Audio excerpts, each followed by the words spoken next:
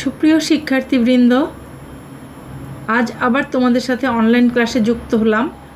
Kanis Fatima, lecturer, Islamic history and culture, Babuganj degree college, Babuganj, Barishal, Bangladesh থেকে। ইসলামের ইতিহাস ও সংস্কৃতির দ্বিতীয় পত্র আজকের বিষয়। এর থেকে আমরা পাঠ করব আলাউদ্দিন খলজির রাজ্য বিজয়। আলাউদ্দিন খলজির রাজ্য বিজয় আলোচনার পূর্বে তোমাদেরকে একটু এর অবস্থানটা দেখিয়ে নিচ্ছি। ভারতবর্ষের কতটুক পর্যন্ত তিনি তার অভিযানের মধ্যে জয় করতে পেরেছিলেন।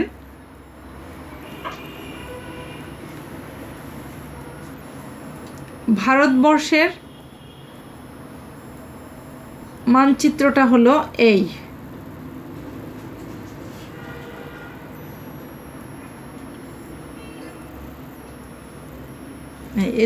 জায়গাটা তো বাংলাদেশ। তো তার মধ্যে আমরা দেখতে পাচ্ছি এই হলো গিয়ে তার বিজিত অঞ্চল সমূহ, আর এইটুক হলো গিয়ে তার অধীনস্থ করত রাজ্য। তার অধীনেই ছিল, কিন্তু তিনি বিজয় করেননি, তাকে কর প্রদান করতেন।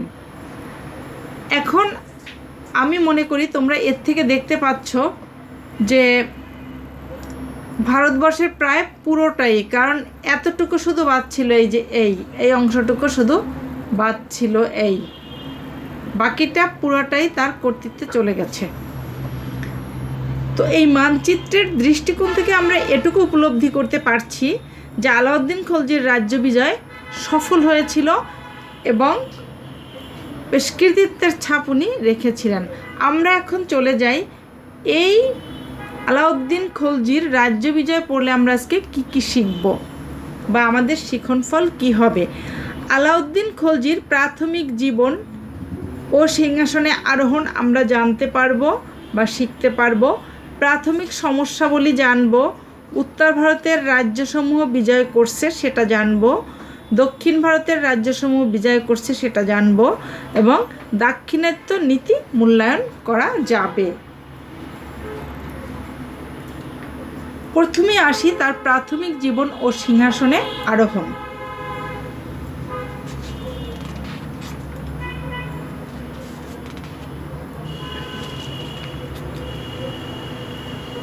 বারোশো ৮৮ খ্রিস্টাব্দে আমরা দেখি যে জালালউদ্দিন খলজি ক্ষমতায় এসেছিলেন, এবং তারপরে আলাউদ্দিন খলজির, এটা গত ক্লাসে পড়েছিলাম, আলাউদ্দিন খলজির সাফল্যে তাকে অভিনন্দন জানাতে গিয়ে সেখানে জালালউদ্দিন খলজি নিহত হন। এরপরে ক্ষমতায় আসেন আমাদের আজকে যাকে নিয়ে আলোচনা, আলাউদ্দিন খলজি। আমি কিন্তু সবসময় একটু চেষ্টা করি গত ক্লাসে পড়াটা নিয়ে একটু টেনে নিয়ে আসতে, যাতে তোমাদের পিছনের পড়াটা ভুলে না যাও। আশা করি তোমরাও সেটা মনে রাখার চেষ্টা করবে। আলাউদ্দিন খলজি ছিলেন সুলতান জালালউদ্দিনের ভাই শিহাবুদ্দিনের পুত্র। তার ডাকনাম ছিল আলী অথবা গারসাম্প, আলী অথবা গারসাম্প। 4 ভাইয়ের মধ্যে আলাউদ্দিন খলজি অন্যতম ছিলেন। শৈশব সম্পর্কে তেমন কিছু জানা না গেলেও এটুক জানা যায় যে তিনি লেখাপড়া জানতেন না, তবে যুবক বয়সে তিনি অস্ত্রচালনা, ঘোড়ায় চড়া ইত্যাদি বিষয়ে দক্ষতা লাভ করেন। জালালউদ্দিন খলজির সিংহাসনে আরোহণের পূর্বে তার পিতা শিহাবুদ্দিন মারা যান। সুলতান জালালউদ্দিন তাকে অত্যাধিক স্নেহ করতেন। তিনি তার কন্যার সাথে আলাউদ্দিনের বিবাহ দেন। আলাউদ্দিনের 2 স্ত্রী ছিল, জালালউদ্দিনের কন্যা ছিল দ্বিতীয় স্ত্রী। আলাউদ্দিন বিনা বাধায় সসৈন্যে 3 অক্টোবর 1296 খ্রিস্টাব্দে তার শ্বশুরের মৃত্যুর পরে দিল্লির রাজপ্রাসাদে প্রবেশ করেন। এ দিনই তার উপাধিসহ আলাউদ্দিন রাজকীয় নাম ঘোষণা করেন। এই রাজকীয় নামটা ছিল আবুল মুজাফফর সুলতান আলাউদ্দিন ওয়াদ দিন মুহাম্মদ শাহ খলজি। নামটা মনে রাখা একটু কঠিন ব্যাপার, তবে কয়েকবার পড়লে আমার মনে হয় মনে রাখা যাবে। সুলতান আলাউদ্দিন, এটুকু আমাদের মনে থাকবে। শেষে আছে শাহ খলজি, এখানে মুহাম্মদ শাহ খলজি, আর আগে লাগাতে হবে আবু মুজাফফর। তাইলে কি দাঁড়ালো? আবু মুজাফফর সুলতান আলাউদ্দিন ওয়াদ্দিন মুহাম্মদ শাহ খলজি। তার নামে অভিষেক হয়, মুদ্রা জারি ও খুতবা পাঠ করা হয়। বলবানের লাল প্রাসাদ তার বাসভবন হিসাবে নির্ধারণ করা হয়। মোটামুটি পাকাভাবে তিনি তার সিংহাসন আরোহণ সম্পন্ন করেছেন। সিংহাসনে আরোহণের পরেই দেখা যায় প্রতি শাসক কিছু না কিছু সমস্যার সম্মুখীন হন। সেই সমস্যাবলী কী ছিল? প্রাথমিক সমস্যাবলীতে আমরা একটু আলোচনা করি। আলাউদ্দিন খলজি ক্ষমতায় আরোহণের পর বেশ কিছু সমস্যার মুখোমুখি হন। এই সমস্যাগুলোর মধ্যে আভ্যন্তরীণ এবং বৈদেশিক দুই ধরনের সমস্যাই ছিল। যেমন আপন চাচা, শ্বশুর এবং সুলতান জালালউদ্দিনকে হত্যা করে সিংহাসনে আরোহণ করায় আলাউদ্দিন তার রাজ্যে অজনপ্রিয়, মানে জনপ্রিয় না এটা হয়ে ওঠেন। তাকে তিন ধরনের গোষ্ঠীদ্বন্দ্ব মোকাবেলা করতে হয়, যেমন জীবিত তুর্কি অভিজাতদের মোকাবেলা করা, জালালউদ্দিনের অনুগত কর্মচারীদের মধ্যে যারা আলাউদ্দিনকে সমর্থন করেছিলেন তাদেরকে সন্তুষ্ট রাখা, আবার আলাউদ্দিনের নিজস্ব অনুগতদের সমর্থন ধরে রাখা, এইগুলো তাকে মোকাবেলা করতে হয়েছে। এছাড়াও তার মূল সমস্যাগুলো হলো যে প্রাদেশিক এবং কেন্দ্রীয় প্রশাসনের পূর্ণ নিয়ন্ত্রণ প্রতিষ্ঠা, জালালউদ্দিন কর্তৃক পুনর্বাসিত মুসলিমদের বিদ্রোহ, ভারতের উত্তর পশ্চিম সীমান্তে মঙ্গলদের আক্রমণ, পাঞ্জাবে খোক্কার উপজাতিদের উৎপাত, গুজরাট ও তার প্রতিবেশী রাজপুত রাজ্যের অশুভ উপস্থিতি, কতগুলো সমস্যার সম্মুখীন তাকে হতে হয়েছিল। এই সব সমস্যা বলি তিনি মোকাবেলা করেছেন, সেই সাথে রাজ্য বিজয় করেছেন। রাজ্য বিজয়ের ক্ষেত্রে দেখা যায় যে তিনি দুই ভাগে এই রাজ্য বিজয়কে ভাগ করা হয়, উত্তর ভারত বিজয় এবং দক্ষিণ ভারত বিজয়।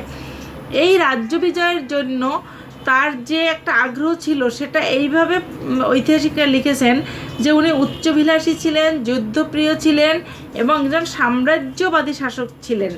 নিজেকে দ্বিতীয় আলেকজান্ডার ভাবতেন, অর্থাৎ উনি মনে করলেন যে আমি যদি নিজেকে দ্বিতীয় আলেকজান্ডার ভেবেই উনি আরও রাজ্য বিজয়ের চিন্তাভাবনা ওনার মাথায় আসলেন। সেই সাথে সাম্রাজ্য বিস্তৃতি করার একটা মানসিকতা তার মধ্যে ছিল এবং তিনি যুদ্ধপ্রিয় ছিলেন এবং উচ্চাভিলাষী, আরও উপরে উঠতে হবে। আরও উপরে ওঠা মানেই তো আরও উপরে ওঠা মানেই তো আরও সাম্রাজ্যকে বৃদ্ধি করা।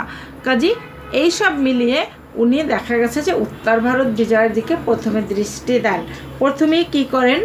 গুজরাট অভিযান করেন।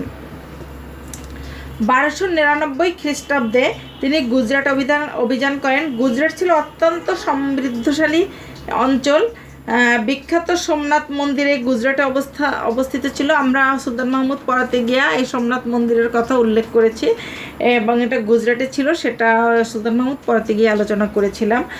এবং বাঘেলা রাজপুত বংশীয় কর্ণদেব ও রায়করণ ছিলেন এই গুজরাটের রাজা। কর্ণদেব রায়করণ ছিলেন এখানকার রাজা, উনি বাঘেলা বংশীয় ছিল। সুলতান নিজের ভাই উলুগ খান ও মন্ত্রী নুসরাত খানের অধীনে গুজরাটে একটি বাহিনী প্রেরণ করেন। দিল্লির সেনাবাহিনী আনহিলওয়ারা দখল করে, সোমনাথ মন্দির লুট করে। রাজা রায়করণ ও তার কন্যা দেবলা দেবী দক্ষিণ দেবগিরিতে পালিয়ে যায়। রানী কমলা দেবী ধরা পড়ে এবং তাকে দিল্লিতে নিয়ে আসা হয়। সুলতান কমলা দেবীকে বিবাহ করেন।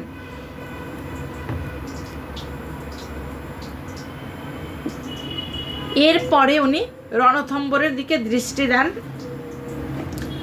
এটা 1299 থেকে 1301 খ্রিস্টাব্দ পর্যন্ত এর মধ্যে এই রণথম্বর অভিযান চালান বা বিজয় করেন। রণথম্বর ছিল রাজস্থানের অন্তর্গত এবং সামরিক দিক থেকে গুরুত্বপূর্ণ। চৌহান বংশীয় রাজা তৃতীয় পৃথ্বীরাজের বংশধর হামিরদেব ছিলেন রণথম্বরের রাজা। আমরা এর আগে যখন পড়িয়েছি তখন তোমাদের রণথম্বর পড়াতে গিয়ে কিন্তু আমরা সেখানে পৃথ্বীরাজ কথাটা বলেছি, কনৌজ পড়াতে গিয়ে বলেছি। এই নামটা আবার এসেছে রণথম্বরে এসে। কি পৃথ্বীরাজ কি ছিলেন? না, পৃথ্বীরাজের তৃতীয় পৃথ্বীরাজের বংশধর কে হামিরদেব ছিলেন এই রণথম্বরের রাজা। সুলতান রণথম্বর অবরোধ করেন। সুলতান হামিরদেবের সেনাপতি রণমলের বিশ্বাসঘাতকতায় রণথম্বর দখল করতে সক্ষম হন। কবি আমির খসরু সুলতানের সফর সঙ্গী ছিলেন। তিনি রাজপুতদের বীরত্বের বর্ণনা দেন এবং শত শত রাজপুত মহিলা কিভাবে জহরব্রত পালন করেছিলেন তার বর্ণনায় সেটা পাওয়া যায়। 1301 খ্রিস্টাব্দের জুলাই মাসে রণথম্বর বিজয় সুসম্পন্ন হয়। উলুগ খানের উপর রণথম্বরের শাসনভার দেওয়া হয়। কে এই উলুগ খান? উলুগ খান হইল তার নিজের ভাই, আলাউদ্দিন খলজির ভাই। তাকে এই রণথম্বরের দায়িত্ব দেওয়া হয়। এরপরে আসে চিতোর বিজয়। 26 আগস্ট 1303 খ্রিস্টাব্দে মেবার রাজ্যের রাজধানী ছিল চিতর। মেবারের রাজা ছিলেন রতন সিং। পাহাড় ও ঘন জঙ্গলে বেষ্টিত হওয়ায় ইতিমধ্যে কোনো মুসলিম সুলতান মেবার আক্রমণ করেননি। একটু ব্যাকওয়ার্ড প্লেসে থাকার কারণে এখানে কেউ যায়নি, কিন্তু উনি গিয়েছেন। গুজরাট আক্রমণের সময় সুলতানের বাহিনী মেবার রাজ্যের ভিতর দিয়ে গুজরাট যেতে রতন সিংয়ের নিকট অনুমতি চেয়েছিলেন, কিন্তু রতন সিং অনুমতি দেয়নি। এসব অপরাধে আলাউদ্দিন খলজি মেবারে দিল্লির প্রভুত্ব স্থাপনের উদ্দেশ্যে চিতর দখল অভিযান প্রেরণ করেন। অনেকে মনে করেন মেবারের রাজা রতন সিংয়ের পরমা সুন্দরী রানী পদ্মিনীকে লাভ করার জন্য সুলতান মেবারে এই সামরিক অভিযান পরিচালনা করেন। এ নিয়ে অনেক সিনেমাও তৈরি হয়েছে। তো সেই ক্ষেত্রে আমরা ঐতিহাসিকরা যা লিখে গেছেন সেটার উপর ভিত্তি করে আমরা দুইটাই ধরে নেই, যে পদ্মিনীকে লাভের জন্যও হতে পারে বা অনুমতি দেওয়া হয় নাই তার অঞ্চলে ঢোকার, সেটাও একটা তার অপরাধ হতে পারে, অথবা দুটোই তার অপরাধ হতে পারে। অপরাধ যখন বেশি হয়ে যায় তখনই তো তার বিরুদ্ধে মানুষ আক্রমণাত্মক আচরণ করে, তো সেই ক্ষেত্রে অপরাধ বেশিও হয়ে যেতে পারে। দীর্ঘ 5 মাস ধরে সুলতানের বাহিনীর সাথে রাজপুতদের যুদ্ধ হয়। রতন সিং প্রবল প্রতিরোধ গড়ে তোলেন। রাজপুত বীর গোড়া ও তাদল বীর বিক্রমে দিল্লির বাহিনীকে বাধা দেয়। অবশেষে রতন সিং আত্মসমর্পণ করে এবং রাজপুত মহিলারা অগ্নিকুণ্ডে ঝাঁপ দিয়ে প্রাণ বিসর্জন দেয়। আমি এখানে অগ্নিকুণ্ডের একটা অঙ্কিত ছবি পেয়েছি, সেটা তোমাদের দিয়েছি, এবং রানী পদ্মিনীরও একটা ছবি পেয়েছি, সেটাও দিয়েছি তোমাদের দেখার জন্য। অগ্নিকুণ্ডে রাজপুত মহিলারা অগ্নিকুণ্ডে ঝাঁপ দিয়ে কী করে? তারা জহরব্রত পালন করে। এর আগেও জহরব্রত নিয়ে আলোচনা করেছিলাম সুলতান মাহমুদের ভারত অভিযানের সময়। 26 আগস্ট 1303 খ্রিস্টাব্দে চিতর সুলতানের সম্পূর্ণ নিয়ন্ত্রণে আসে। আলাউদ্দিন খলজি তার বড় পুত্র খিজির খানকে চিতরের শাসনভার প্রদান করেন। পুত্রের নাম অনুসারে চিতরের নামকরণ করা হয় খিজিরাবাদ। এরপরে উনি মালব অধিকার করেন বা বিজয় করেন। আলাউদ্দিন খলজি মালবকে দিল্লি সাম্রাজ্যভুক্ত করার জন্য সামরিক অভিযান প্রেরণ করেন। আইনি মুলুক ছিলেন মুসলিম বাহিনী প্রধান। এ বাহিনীতে 10,000 সৈন্য ছিল। মালবের রাজা ছিল রায় মাহলাক দেব। তিনি তার বৈমাত্রীয় বৈমাত্রীয় ভাই হরনন্দ, যিনি ইতিহাসে কোকা নামে অধিক পরিচিত, তার নেতৃত্বে 40,000 অশ্বারোহী ও 1,00,000 পদাতিক বাহিনী গঠন করেন। এক প্রচণ্ড রক্তক্ষয়ী যুদ্ধ শুরু হয়। শুরুতেই হরনন্দ বা কোকা নিহত হয়, ফলে মাহালাক দেবের বাহিনী বিশৃঙ্খল হয়ে পড়ে এবং চূড়ান্ত পর্যায়ে পরাজিত হয়। এ অভিযানে মান্ডু, ধার, চান্দিরি ও উজ্জয়িনী মুসলমানদের দখলে আসে। আইনিমূলক মালবের প্রশাসক নির্বাচিত হন। আইনি মালবকে প্রশাসক নির্বাচন করেন।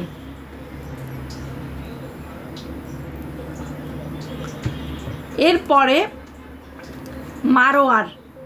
মারোয়ারটা 10 নভেম্বর 1308 খ্রিস্টাব্দে রাজস্থানের অন্য একটি গুরুত্বপূর্ণ রাজ্য ছিল মারওয়ার। সুলতান নিজে অভিযানের নেতৃত্ব দেন। এ রাজ্যে বিখ্যাত দুর্গ ছিল সিওয়ানা দুর্গ। আলাউদ্দিন খলজি 2 জুলাই 1308 খ্রিস্টাব্দে দুর্গ অবরোধ করেন। সিওয়ানা দুর্গ প্রধান ছিলেন সাঁওতালদেব। খলজিদের বিরুদ্ধে প্রবল প্রতিরোধ গড়ে তোলে, কিন্তু শেষ পর্যন্ত এই সাঁওতালদেব পরাজিত হয় এবং আলাউদ্দিন খলজি এই রাজ্য বিজয় করেন। এরপরে জালোর, এটা 1311 খ্রিস্টাব্দে। জালোর ছিল রাজস্থানের অন্তর্গত মারওয়ারের প্রতিবেশী রাজ্য। জালোরের রাজা ছিলেন কানহরদেব। তিনি সুলতানের বশ্যতা স্বীকার করতে অস্বীকার করেন। সুলতান একটি সামরিক বাহিনী প্রেরণ করেন। এ বাহিনীর নিকট জালোর রাজা পরাজিত ও নিহত হন। জালোরের পতনের সাথে সাথে ছোটোখাটো রাজপুত রাজ্যগুলো সুলতানের নিকট আনুগত্য প্রকাশ করে। এর সাথে সুলতানের উত্তর ভারতমুখী অভিযানের পরিসমাপ্তি ঘটে, মানে উত্তর ভারত পুরাটাই তার বিজিত অঞ্চলে পরিণত হয়, যার কারণে তিনি এরপরে দক্ষিণ ভারতের দিকে দৃষ্টি দেন। তৎকালীন দক্ষিণ ভারতের প্রধান 4টি হিন্দু রাজ্য ছিল। এর মধ্যে পশ্চিমে দেবগিরি যাদব রাজ্য, রাজধানী ছিল দেবগিরি এবং এর রাজা ছিলেন রামচন্দ্র দেব। পূর্বে তেলেঙ্গানার কাকতীয় রাজ্য, রাজধানী বরাঙ্গল এবং দ্বিতীয় প্রতাপ রুদ্রদেব এখানে শাসক। হৈসল রাজ্য, দ্বারসমুদ্র, তৃতীয় বীরবল্লাল। পাণ্ড্য রাজ্য, রাজধানী মাদুরা, মরবর্মন কুলশেখর। আমি একটু এই নাম কয়টা এখানে লিখে দেই।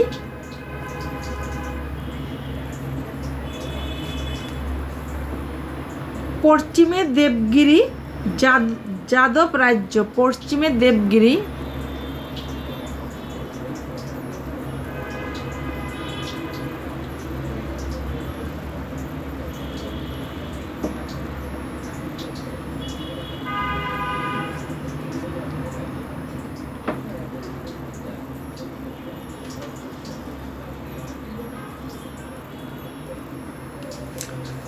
যাদব রাজ্য, এর রাজধানী হলো দেবগিরি।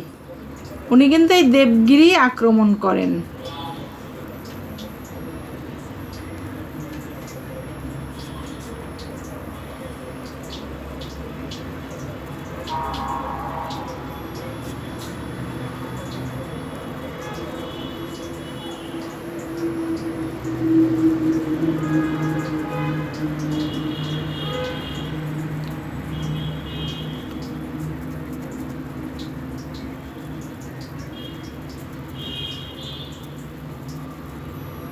দেবগিরি আক্রমণ করেন।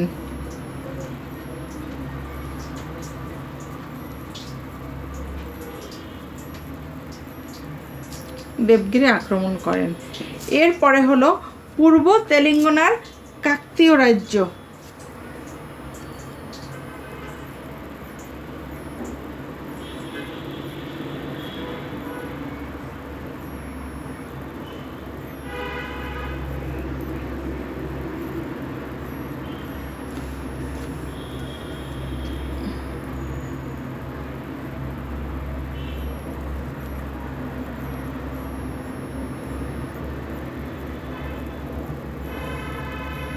কাকতীয় রাজ্য, এর রাজধানী হলো বরাঙ্গল।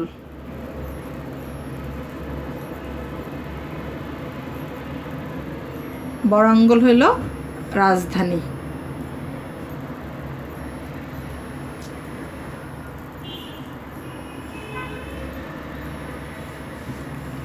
এরপর হলো হৈসল রাজ্য।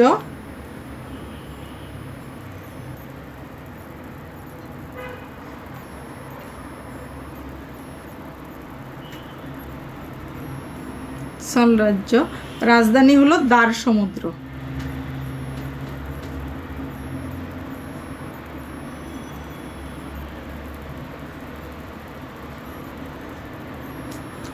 রাজধানী দারসমুদ্র। এরপর হলো পাণ্ড্য রাজ্য।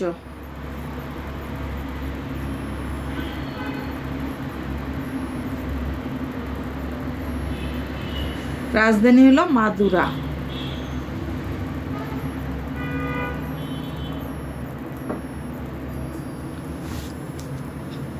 আমরা রাজাদের, এই সমস্ত রাজ্যের রাজাদের নামে পরে আসব। আগে আমি তোমাদের যেটা দেখাতে চাচ্ছি সেটা হলো গিয়া দক্ষিণ ভারতের এই সমস্ত রাজ্যের উনি অভিযান চালিয়েছেন রাজধানীগুলোতে। দেবগিরিতে উনি অভিযান চালিয়েছেন, বরাঙ্গলে অভিযান চালিয়েছেন, দারসমুদ্রে এবং মাদুরায়। তো আমরা পেয়ে গেছি যে উনি কোথায় কোথায় অভিযান চালিয়েছেন, এবং এখানে তোমাদের সেই নামগুলোই লেখা আছে যেগুলো এতক্ষণ আলোচনা করলাম। এই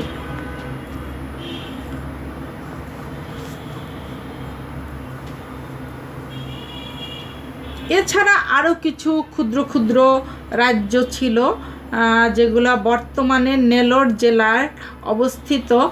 মানমা সিদ্ধান্ত ভানুদেব হলো এখানের এখানের শাসক বা শাসিত উড়িষ্যা।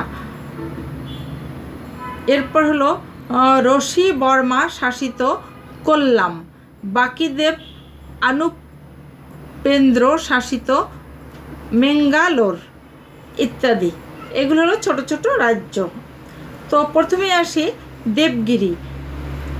1306 খ্রিস্টাব্দ থেকে 7 খ্রিস্টাব্দ পর্যন্ত সুলতান মালিক কাফুরকে প্রধান এবং খাজা হাজিকে সহকারী করে দেবগিরি অভিযানের বাহিনী গঠন করা হয়। এখানে ছবি দিয়েছি, মালিক কাফুর দাঁড়িয়ে এবং হাঁটু ভাঁজ করে আলাউদ্দিন খলজি তার কাছে হয় অনুনয়ের সুরে কিছু বলতে চাচ্ছেন, এবং সেটা তিনি মালিক কাফুর হয়তো ভালোভাবেই নিয়েছেন। এখানে এই অঙ্কিত চিত্রটায় যা ফুটে উঠেছে তাতে তাই মনে হচ্ছে।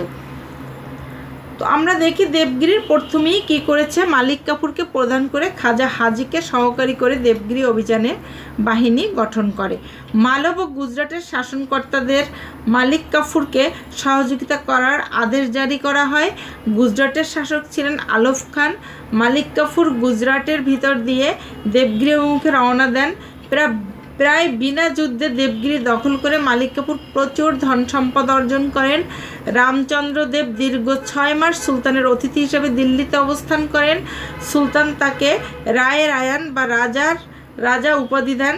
দেবগিরি অভিযানের ফলে মালিক কাফুর সুলতানের প্রিয় পাত্র হয়ে ওঠেন, আর সুলতান বৈবাহিক সম্পর্ক স্থাপনের মধ্য দিয়ে দাক্ষিণাত্যে হিন্দু শাসকদের সাথে সুসম্পর্ক গড়ে তোলেন। এই গেল দেবগিরি। এরপরে বরাঙ্গল হলো 1309 থেকে 10 খ্রিস্টাব্দ। তেলেঙ্গানার কাকতীয় রাজ্যের রাজধানী ছিল বরাঙ্গল। সুলতান 1309 খ্রিস্টাব্দে বরাঙ্গলে সামরিক অভিযান প্রেরণ করেন। দেবগিরির রাজা রামচন্দ্র রাস্তা দেখানো এবং রসদ সরবরাহ করা ইত্যাদি বিষয়ে মালিক কাফুরকে সহযোগিতা করেছিল। বরাঙ্গলের রাজা ছিলেন প্রতাপ রুদ্রদেব। মালিক কাফুর কঠিন শর্তের বিনিময়ে শান্তি চুক্তি করতে প্রতাপ রুদ্রদেবকে বাধ্য করে। চুক্তির শর্ত অনুযায়ী প্রতাপ রুদ্রদেব 100 হাতি, 700 ঘোড়া, বার্ষিক কর এবং প্রচুর ধন সম্পদ দিতে রাজি হন। এই কারণে সেটা বিজয় সহজ হয়ে গেছে, এবং এরপরে দৃষ্টি দেন হোয়সাল রাজ্যে 1310 খ্রিস্টাব্দে। বরাঙ্গল ও দেবগিরির সাফল্যে আলাউদ্দিন খলজিকে সুদূর হোয়সাল রাজ্য আক্রমণে উৎসাহিত করে। 18 নভেম্বর 1310 খ্রিস্টাব্দে সুলতান মালিক কাফুরকে প্রধান এবং খাজা হাজিকে সহকারী নিয়োগ করে হোয়সাল রাজ্যের উদ্দেশ্যে একটি বাহিনী প্রেরণ করেন। এর কারণ হলো, যেহেতু দেবগিরিতে এই বাহিনী সফলতা অর্জন করেছে, তাই এই হোয়সালেও এই বাহিনীকে পাঠানো হয়েছে। কাকে? কাফুরকে প্রধান এবং খাজা হাজিকে সহকারী নিয়োগ দিয়ে এই বাহিনীকে প্রেরণ করা হয় হোয়সালে। হোয়সাল রাজ্যের রাজধানী ছিল দারসমুদ্র। রাজা ছিলেন তৃতীয় বীরবল্লাল। যুদ্ধে বীরবল্লাল পরাজিত হয়ে আত্মসমর্পণ করে। 36টি হাতি এবং দ্বার সমুদ্রের মন্দিরসমূহে জমাকৃত সকল ধন সম্পদ দিল্লিতে প্রেরণ করা হয়। এই গেল হয়সালের রাজধানী দ্বার সমুদ্র নিয়ে যে অভিযান চালানো হয়েছে সেটা। এরপরে আসি পাণ্ড্য রাজ্য। এপ্রিলের 1311 খ্রিস্টাব্দে পিতার মৃত্যুর পর পাণ্ড্য সিংহাসন নিয়ে পাণ্ড্যতে দুই ভাই বীরপাণ্ড ও সুন্দর পাণ্ড্যের মধ্যে বিবাদ চলছিল। বীরপাণ্ড সুলতানি বাহিনী আসার সংবাদ পেয়ে পালিয়ে যায়। মালিক কাফুর 312টি হাতি, 5000 ঘোড়া, 500 মণ সোনা, রূপা, হীরা, জহরত, মণি, মুক্তা ইত্যাদি লাভ করেন। মালিক কাফুর 18 অক্টোবর 1311 খ্রিস্টাব্দে দিল্লিতে ফিরে আসেন এত জিনিস লাভ করে। এরপরে যেটা হয় সেটা হলো যে এই আলাউদ্দিন খলজি দেবগিরিতে কাকে আমরা দেখেছি, মালিক কাফুর, আর কাকে দেখেছি, খাজা হাজিকে প্রেরণ করেছিলেন। সেই দেবগিরিতে আবার 1313 খ্রিস্টাব্দে কেন অভিযান করতে হলো? 1306-তে একটা করা হয়েছিল, আবার 1313-তে কেন সেটা একটু আমরা দেখছি। 1312 খ্রিস্টাব্দে রামচন্দ্রদেব মারা গেলে তার পুত্র শঙ্করদেব সিংহাসনে আরোহণ করেন। শঙ্করদেব পিতার ন্যায় বার্ষিক কর প্রদান বন্ধ করে দেন, এই হলো কারণ, এবং দিল্লির বশ্যতা স্বীকার করতে অস্বীকার করেন, এই হলো 2টা কারণ। 1313 খ্রিস্টাব্দে মালিক কাফুরের নেতৃত্বে দেবগিরিতে একটি বাহিনী প্রেরিত হয়। মুখোমুখি যুদ্ধে শঙ্করদেব পরাজিত নিহত হন, ফলে দেবগিরি পুনরায় দিল্লির নিয়ন্ত্রণে চলে আসে এবং দক্ষিণ ভারতের প্রধান 4টি হিন্দু রাজ্য দখল করে সুলতান আলাউদ্দিন দাক্ষিণাত্য অভিযানের পরিসমাপ্তি ঘটে। অর্থাৎ দাক্ষিণাত্যে যা ছিল তাই সেই সমস্ত রাজ্যই নিজের নিয়ন্ত্রণে এনেছেন বিজয় অভিযান চালিয়ে।